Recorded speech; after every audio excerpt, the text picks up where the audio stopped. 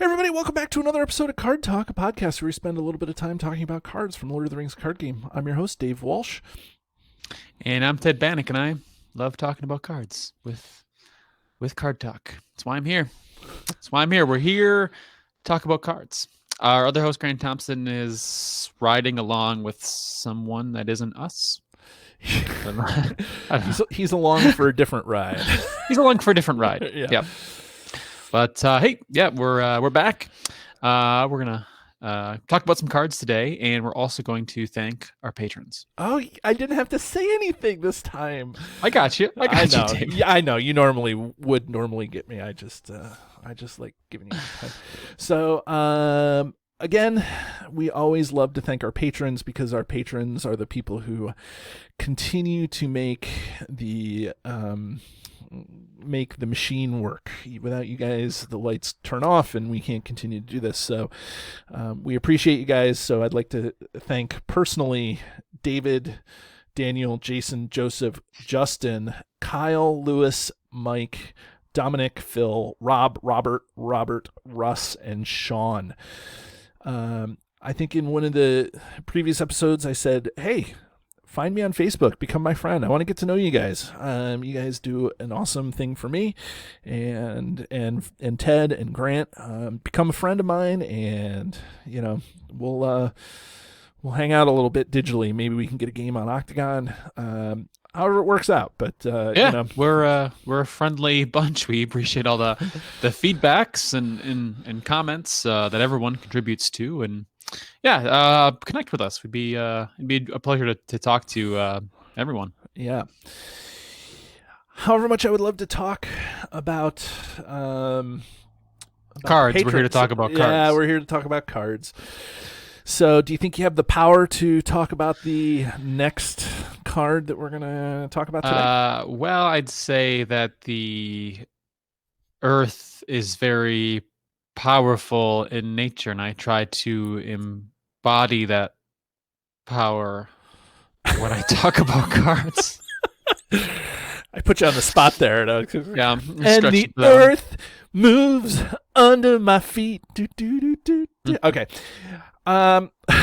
Today's card is power in the earth. Yeah. So Ted, what's today's card going to be?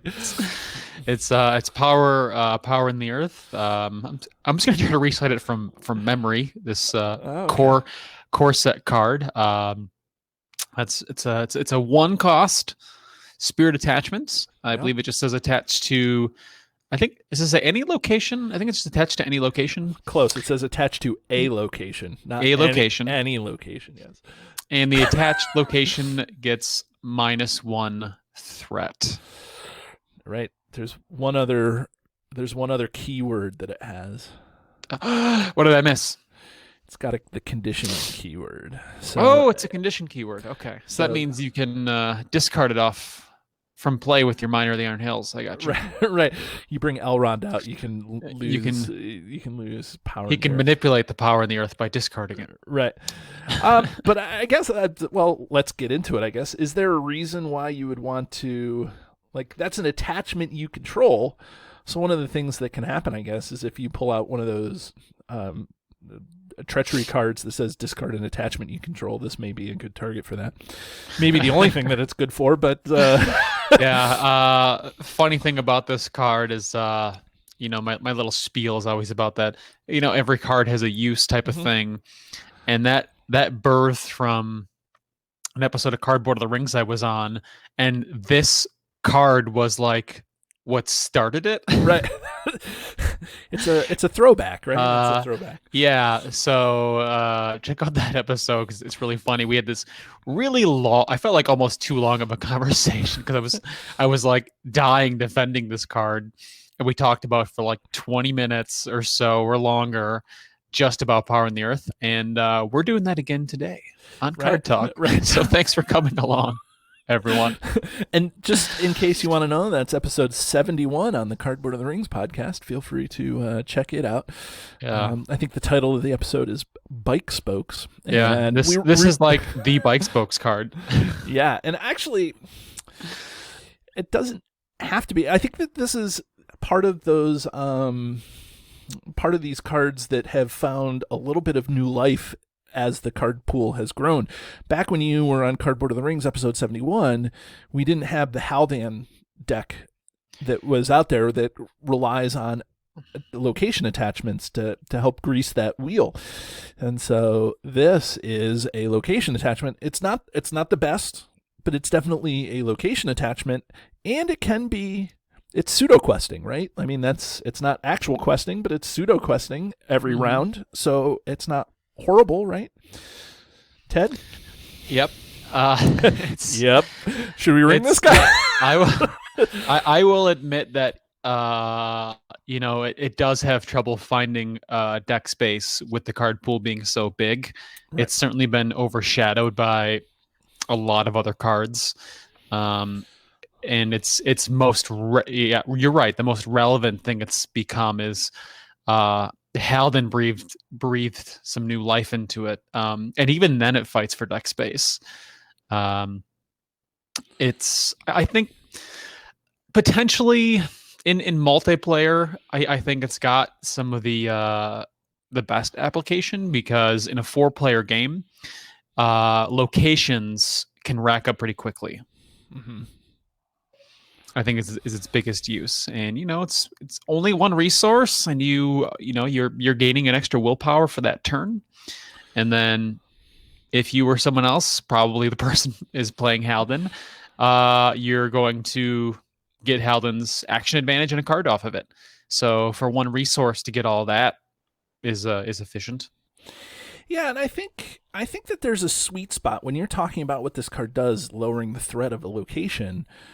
And it's not, you don't have to target an active location. That would be silly mechanically, but I mean, some things target active locations. This one's just any location. But I think that there's a sweet spot in terms of location threat, that you're comfortable leaving a card in the staging area versus having to quest through it and make it the active location. And for me, when I'm playing, I feel like that's going from 2 threat to 3 threat. I can leave the Enchanted Stream in the staging area because that card has 2 threat. Mm-hmm. But I have a hard time leaving Troll Camp in the staging area because that card has 3 threat. Yeah. And so to bring in those two, I say, because they can sit in the staging area and not really do anything. They're not hurting you by staying in the staging area. They don't have any, when this card is in the staging area, blah, blah, blah, blah. I guess Troll Camp helps you. But so the idea of bringing the threat down from that 3 down to a 2 kind of mentally helps you. And again, it's pseudo questing. You're not actually adding willpower, but you're reducing the amount of threat. Mm-hmm. So there is a case to be made for those locations, maybe in multiplayer. Like you said, I think in solo play, there's just too many other good location attachments in the Haldan deck that this card gets cut. But I will say, again, when you're playing that Haldan deck, you're drawing so many cards that you can go up to 60 cards in that deck, or 65 cards, and not feel so stressed. I know that there's the 50 card purists out there, and I'm not saying that they're right or wrong. What I'm saying is that if you feel comfortable going above 50 cards, you're probably not going to hurt your chances in a Haldan deck because you're drawing so many things. And so, maybe the Power in the Earth does help you there. But I think that threshold to go from 3 to 2 in my own is worth something. It doesn't make it a useless card. Yeah. In a Haldan deck, like I said, it's kind of where we're talking about the scope of this card and Power of the Earth. It kind of plays with a couple other cards inside that archetype. The thing is about a lot of locations, a lot of attachments on locations, they tend to, sometimes you want to travel to that location. So for example, if you look at Woodman's Path and Elfstone, right, you put those on a location because you want to travel there, right? Or you're going to travel. You get some benefit by clearing the location, right? Power in the Earth is kind of the opposite, where you're putting it on somewhere that you don't want to go. Right. But it does work really well with sort of some other cards in that archetype, Familiar Lands. is good. That's the lower cost, the lower event that reduces the threat of all locations with attachments by 2. So since you're going to have this attachment sitting on this location for a while, when you play familiar lanes, you can drop a 3-threat location down to 0 for 1 turn. And make that It's down to push at the end, right? Right. Additionally, it works pretty well with I believe it's South Away is the spirit event that lets you South Away is a 0-cost spirit event where you go to a location ignoring the travel effect, and then you also reduce all players' threats by a number equal to the number of attachments that are on there. Right. And so this is an attachment that you're going to you're going to put on there. It's going to stay. And then, I drew my South Away. Now I can mitigate the travel effect, which is maybe why you weren't going there in the first place. Right. And that's the thing. I think that, your tagline is that there's always, a case to make for card. But I think with the most recent Haldan deck, I think Power in the Earth is a decent option to play. I don't think you're running this in your 50 card Power Glorfindel Noldor deck. That's probably not. You're just not doing that. Your Kierdan, Arwen, or you're not running it in your Sylvan deck or Hobbit deck. But where are you running it?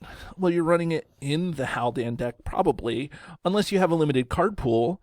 And I think even if you have just a core set, this is for all the beginners out there. If you have just a core set, I think people undervalue the pseudo questing that this card gives you. If you can put an attachment on your hero that gives you +1 willpower, like Favor of the Lady, on your hero, you would do that in a heartbeat with the core set, right? Mm-hmm. But this is doing the same thing to that location that you're keeping in the staging area. It gives you that extra willpower. So when we say pseudo questing, that's what we're talking about. So I think that at the beginning of the card pool, if you're a beginner playing this, I think it's at least worth a look to not discard or discount this card right at the beginning. Now, as your card pool grows, like you said, Ted, it's like you're fighting with deck space, and it's this card then just kind of fits into the 1 or 2 deck types. But I think in a limited card pool, this is not a horrible card to consider, right?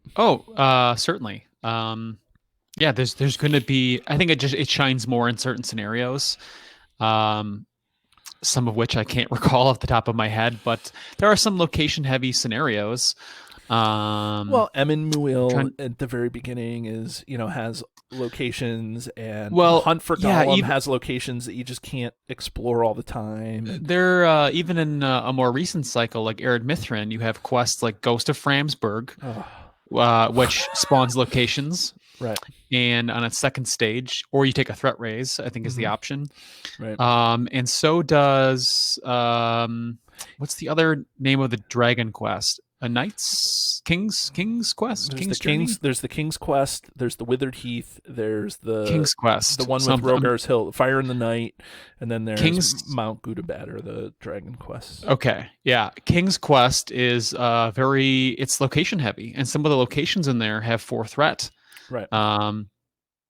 And I think it has some mechanic where it spawns locations on the first stage.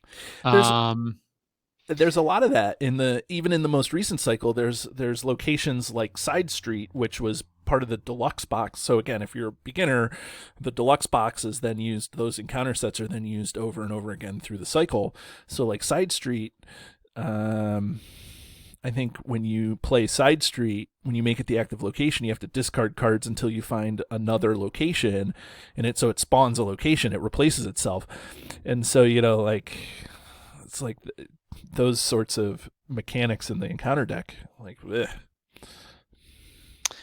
Yeah, I guess just to play sort of the devil's advocate is, you could be putting that one resource towards a card that could actually explore the location, like right. a Northern Tracker, a Mirkwood Pioneer, Ashfaloth, some type of effect. Even like Song of Hope is another, like that's a legit 1-for-1. You put one resource, you get one questing, but you get one willpower out of it. But there's just it's kind of like a sideboard card, I think, against some scenarios, because there's a lot of scenarios who either through certain locations or the quest itself, cards are, so there are some locations that they're not immune to player card effects, but you cannot put progress on locations in the staging area. Right. In many quests, right. Something prevents you from doing that. And this is kind of a way around that, because you're like, well, I can't explore the location, and I also don't want to go there. So like the next best thing is to reduce the threat of the location. Exactly. For the rest of the game, you know? Right. And so, yeah, so I think when people see that we're talking about these cards, like Power in the Earth or some of the other cards that we've done, I think that we try to find use cases for the cards that are there. Like, not that they're the best cards in the game by any stretch of the imagination, but there's definitely use cases for all the cards in the game, right? You can figure out ways to use it. And I think that this is a not so janky card that has a lot of use cases. Like, a lot of times you play these cards and it's like you have to do 7 things and you got to set it up and you have to make sure your Steward of Gondor is out and then your Light of Valinor is someplace, and then and then you have to feint the enemy and then do this and that. Like, this is just like simple in its design. -1 threat. Yeah, and you know what? If I'm playing even in a two-player game and there's a location that we, like, man, this travel effect's bad, or we can't go here just yet, and someone spends just 1 resource to make it 1 less willpower, I'm not angry. I'm like, thank you. Right. Right. Like, thanks. Yes, could you put it towards an ally, like a 2 willpower ally? Like Arwen or Westroad Traveler. Sure, yeah, you could, but you probably also have those things in your deck anyway. Right, and you may not have those in your hand, right? Yeah, there's only so many of those. The downside of every card is you have to draw it. Yeah, and some quests punish you for having allies. Deal X damage based on the number of allies you have in play. Those are the worst. Or all allies get. Treachery of Rudour has a side quest in it where all your allies get -1 willpower. Right. Well, this again kind of circumvents that. Right. You're reducing the threat, not gaining willpower. Right. So it's circumstantial. It's got some applications. Yeah, and I think I started off by saying that, if you control this and you have to get rid of an attachment that you control, it's not the one that breaks your heart to say goodbye to. Yeah, right. Right.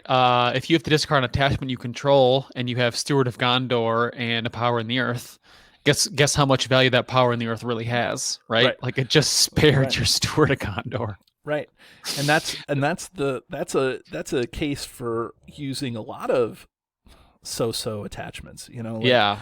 Not to say you need to build your deck around so attachments. I'm not suggesting that, but no, but it's cheapness, right? You're always happy throwing away. Right. If you have to discard an ally and your choice is Henemarth Riversong or Furial that costs 5, right? You're like, okay, I lose Henemarth. Right. Oh well. Yeah. Right. Exactly. So the fact that it is cheap and kind of throwaway gives it value. Right. Yep. Well, I think we've probably talked this card to death. Should we ring this card? Let's put it through the ringer. Okay, so for anybody who's new to the show or has forgotten, we have a highly scientific yet arbitrary system where we rank the cards on a scale from 1 to 10, where 1 is the best card in the game. It's the 1 card to rule them all. And 10, if you ring it a 10, it's the worst card in the game, and we throw it back into the fiery chasm from whence it was made. So, Ted, I'll let you go first, buddy. What do you think of Power in the Earth? Well, we did name a couple of, I think, some good use cases for it. My initial rating of it, I say it's still going to be kind of lower. I'm probably going to put it at like an 7. I'm going to give it a 7. I saw you mouthing the word 8. 8. Yeah, it was. I was like, that's a weird way that 7 starts. It sure does. Because you know what? Even in my initial, I've only built. I think I only did one Halden deck. And I played it with Spirit, and even in my first draft of the Halden deck, this didn't go in. Right. But the thing is, if that's because I made some other choices in the deck, and it focused a little more lore heavy, some other fun lore cards. But I would include it in my second go around. Right. The second draft, I would play it and see its application, and I think it would really shine there. So I'll give it a 7 because it's kind of a sideboardy card. Yeah. For me, I'm gonna keep it short and sweet because we've basically said everything. I think that this card for me is an 8. It's got more use cases than it did, but I still don't see it fitting in a lot of decks. But that doesn't mean that it doesn't have value in those decks. I think Absolutely. So but I just don't see me playing that. I play solo mainly. Cards are already begging for deck space, so this card doesn't make the cut even in a 65 card Haldan deck. It's not. I'd rather put a guarded attachment in a Haldan deck than I would than Power in the Earth usually, but anyways, that's where I fall on Power in the Earth. Got a couple of use cases, and I think that people need to look at it. I don't think it's the greatest card in the world though, by any stretch of the imagination. So that's our little discussion on Power in the Earth, everybody. So thanks for joining us, and have a great day. And if you're interested in finding this or any of our back episodes of Card Talk, feel free to search YouTube, where you can find our flagship video episodes with the username Card Talk 2018. Or you can search the RSS feed, cardtalk2018.libsyn.org, for our extended audio versions of our podcast. Or you can find us on Facebook at Card Talk 2018. And if you have any questions for Grant or myself, or for both of us, feel free to email us at cardtalk2018@gmail.com.